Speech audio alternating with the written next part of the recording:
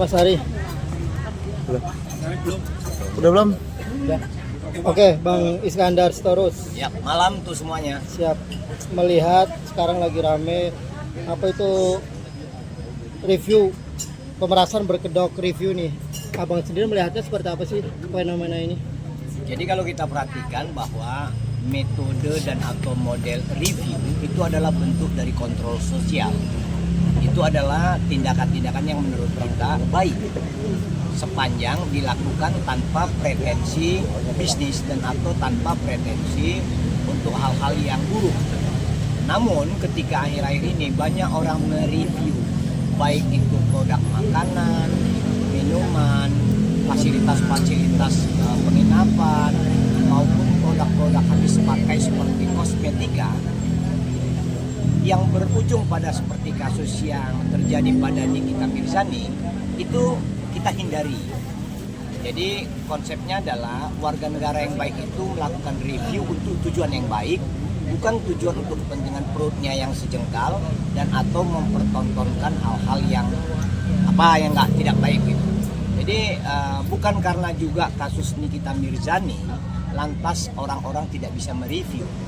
Tetapi kasus ini menjadi pelajaran bersama bahwa jika hendak mereview tanpa tendensi buruk, kita yakin bahwa hasil review itu berguna untuk publik. Tetapi ketika melakukan sudah dimulai dengan niat buruk, ini akan menjadi rusak atau membuat reputasi para warga negara yang sering mereview menjadi buruk. Padahal ini kan seperti ungkapan kiasan pepatah masa lalu. Jangan karena nila setitik rusak susu sebelanga. Kami apresiasi hormat kepada orang-orang yang mereview yang banyak yang baik. Acungkan jempol untuk mereka. Tetapi untuk orang-orang yang mereview dengan tujuan memeras, nah jempol harus ke bawah untuk mereka. Jadi pun ada kasus-kasus hukum karena pemerasan dengan dalih review, bukan itu membuat warga negara lainnya harus berhenti atau takut. Jangan pernah menyerah dengan usaha-usaha baik, karena hal-hal baik itu harus selalu kita dukung. Itu sebenarnya. Berarti Bang ini tidak pernah salah orang yang mereview dengan tujuan yang baik ya Bang ya, pastinya. Tapi untuk review sendiri di undang-undang ada gak sih Bang? Mungkin undang-undang BPOM segala macam ada gak sih Bang? Sebenarnya itu tidak lepas dari kebebasan berekspresi, mengeluarkan pikiran, baik lisan, tulisan dan atau berbentuk gambar bergerak dan lainnya. Itu tidak bisa dibatasi. Yang perlu dan atau diatur adalah memberi dampak negatif padahal yang direview tidak bersifat negatif, atau mengabarkan dan atau memproduk review yang tidak sesuai fakta. Tentu itu perbuatan tidak baik. Itu harus kita celah bersama-sama. Tapi kalau untuk tujuan baik, mari kita galakkan review malah. berarti menjadi atensi untuk para reviewer ya, bisa dibilang. Ini kan bisa menjadi celah untuk pemerasan juga dong. Bisa jadi yang direview juga merasa salah, lalu untuk menutupi kesalahannya dia melakukan langkah-langkah tidak terpuji. Tapi bisa jadi juga tanpa disadari orang yang mereview dalam perjalanan menemukan hal yang tidak baik. Jadi kita berharap agar orang-orang yang suka mereview tetap menjaga integritasnya dari mulai niat, proses sampai outputnya tidak berbau buruk. Tapi lebih baik BPOM aja kayak yang hanya menilai tersebut, apa reviewer dibolehkan juga nggak sih? Karena kan ini BPOM, harus BPOM nih yang bertugas di atas gitu untuk semuanya gitu, menaungi itu. Jadi begini dia, banyaknya review dilakukan warga negara menunjukkan bahwa negara gagal melakukan fungsi itu. Sebenarnya itu yang terjadi. Coba sistem kontrolnya baik, mekanismenya berjalan, terbuka, dipublikasi, nggak mampu reviewer itu untuk bekerja. Artinya negara, pemerintah, institusi yang berwenang untuk melakukan pengawasan fail, gagal. Fungsi itu diambil alih oleh warga negara melalui review. Itu dia. Oke, maksud dalam artian di sini kita anggaplah BPOM tidak baik-baik saja dan tidak bekerja dengan baik. Bisa dikatakan seperti itu, Bang? Kalau dia baik, tidak akan terjadi review yang luar biasa banyaknya. Itu logika berpikirnya. Kalau dia baik, maka warga negara akan mencari tahu dari websitenya BPOM. dari laporan dan atau pengumuman mereka. Tapi karena tidak ada, tidak berproduksi, tidak berfungsi, ya review yang berjalan. Jadi kita jangan salahkan orang yang mereview. Yang disalahkan adalah jika niat review dari awal untuk memeras. Jika review yang disiapkan itu untuk tujuan buruk, itu yang kita salahkan. Tapi berapa persen lah itu? Kan kecil. Jadi jangan karena orang-orang jahat yang mereview, memeras dan lain-lain, kemudian orang baik yang mereview kita anggap sama. Nggak boleh begitu juga, nggak fair gitu. Ditumbuh kembangkan bagaimana hak warga negara untuk memberikan pendapatnya. Tapi pemerintah harus menyadari bahwa ini menunjukkan fungsinya tidak berjalan. Itu dia. Jadi kurang lebih bahwa peran negara diambil alih oleh masyarakat melalui review. Itu luar biasa. Tetapi review yang memeras itu buruk. Apalagi kan sudah sampai ini kan ke aparat negara, yaitu DPR juga ya Bang ya. Ibaratnya kemarin sempat ada beberapa waktu lalu. Berarti itu menjadi teguran keras juga nggak sih buat BPOM sendiri, karena dengan adanya ini kasus sampai didiskusikan oleh DPR sendiri. Ya itu menunjukkan BPOM itu nggak tahu diri, nggak tahu malu, nggak punya moral lagi. Produk makin banyak kok dia tidur, kok orangnya mereview yang kita andalkan.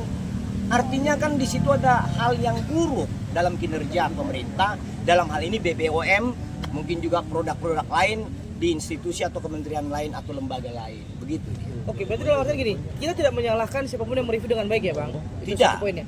Yang kalaupun kita boleh, bukan menghami kita, tapi kalaupun kita boleh menyalahkan satu pihak, ya BPOM, karena tidak, masyarakat tidak lagi percaya dengan BPOM Bang, makanya mereka mereview sendiri gitu loh Bang. Bisa dikatakan seperti itu gak sih Bang? Jadi begini dia, ketika instrumen negara tidur atau tidak berkinerja seharusnya, maka warga negara mengambil peran itu untuk menyelamatkan dirinya, untuk menyelamatkan masyarakat. Ini momentum baik. Tetapi ketika ada momentum baik disalahgunakan oleh segelintir orang, jangan kita salahkan momentumnya. Orang yang memanfaatkan situasi ini yang kita salahkan, ditangkap. Kan itu yang benar. Tapi ini kan menjadi presiden buruk ya Bang, presiden buruk untuk BPOM sendiri. Jadi mereka harus berbenah diri, nggak bisa kata seperti itu dong. Harusnya ya, dari kejadian bagaimana masyarakat memberi review, ini menjadi cambuk bagi institusi negara apapun untuk bekerja dengan maksimal. Utamanya BPOM, karena mereka itu badan pengawas obat makanan, itu luar biasa itu, puluhan ribu item. Artinya koreksi total terhadap badan POM. Mekanisme, sistem dan kualitas organisasi itu harus dikaji ulang. Dan terlambat DPR melakukan itu. Berarti kepolisian harus memberikan atensi juga kan, dengan adanya ini kan kasusnya rame nih Bang. Harus Dari kepolisian harus menegur juga BPOM sendiri dong. bisa jadi, bila perlu tangkap orang BPOM-nya karena tidak melaksanakan fungsinya. Oke. Ada yang Bang, lain? bang, uang tutup mulut itu termasuk pemerasan bukan Bang? Kalau uang tutup mulut dan atau lain-lain itu masuk kategori buruk. Saya nggak mau menyebut kategori apa itu. Oke. Bang, satu lagi Bang, tapi kalau Abang melihat kasus ini kita dengan salah satu dokter nih yang punya skincare, Abang melihatnya siapa nih yang keduanya salah atau siapa yang salah ini melihatnya? Artinya akhirnya ada dugaan pemerasan berawal dari review, itu Abang melihatnya gimana dari dua sisi nih? Kalau dari dua sisi Iya, ya, dua sisi. dua-duanya keliru. Kenapa? Ada yang memberi dan ada yang menerima. Kenapa Bang? Hah? Saya tidak mendalami kasusnya, tetapi dari konklusi yang diberitakan, kenapa harus memberi, kenapa pula harus menerima. Itu aja. Oke Bang, kalau kenapa pasal pemerasan itu selalu didampingi dengan TPPU Bang? Sekarang, karena apa? Segala sesuatu produk dari kejahatan diasumsikan, dialirkan dan atau disimpan dan atau digerakkan menjadi produksi tertentu. Itu namanya tindak pidana pencucian.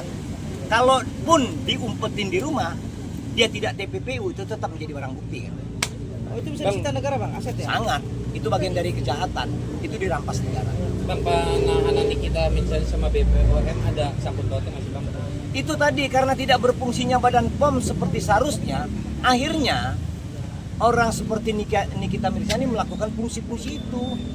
Kemudian kebetulan pula dalam kondisi tidak baik menjadi bermasalah hukum. Bang, ada indikasi Nikita dipenjarakan untuk membungkam para mafia-mafia skincare itu sendiri atau seperti apa?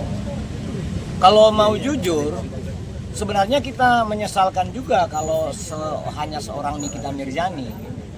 Kita yakin dengan modus seperti ini banyak pelaku lain yang belum tertangkap. Apes aja menurut kami Nikita Mirzani-nya. Berarti harus memberantas sindikat untuk itu tersebut. Sebenarnya sindikat kedua belah pihak harus diberantas, baik pelaku skincare yang buruk maupun para reviewer yang buruk. Bang, nah untuk para dokter-dokter yang mereview itu harus diperiksa juga nggak sih Bang? Seperti pihak kepolisian harus memeriksa. Makanya cepat-cepat Badan POM ambil alih tugas itu. Biar jangan banyak orang-orang yang mereview dengan berbagai cara, dengan berbagai dalih yang juga belum tentu bisa dipertanggungjawabkan secara hukum produknya. Kan begitu. Apa reviewer itu sudah benar mutlak? Kan belum tentu. Tapi kalau negara yang mengumumkan, pemerintah mengumumkan, itu cenderung menjadi terstandar. Gitu. Oke. Terima kasih. Oke, sip, Bang. Serius. Bagus, Bang.